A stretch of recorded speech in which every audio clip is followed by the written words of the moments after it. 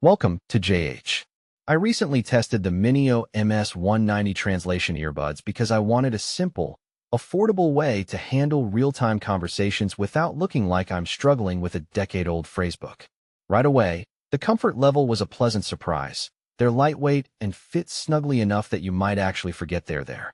Setting them up via Bluetooth was quick and stress-free, which is a minor miracle considering most tech likes to play hard to get during the first date. Once paired with the app, the live translation feature kicked in smoothly, allowing me to hear language shifts almost instantly. It actually makes talking to people in different languages feel natural, or at least as natural as it can be when a tiny robot in your ear is doing all the heavy lifting for you.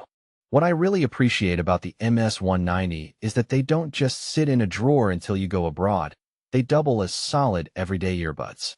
The sound quality is clear with a nice balance for music and calls, and the battery life is reliable enough to survive a full day of use.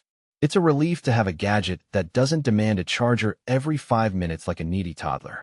Having translation support and quality audio in one package is incredibly convenient for anyone who values efficiency.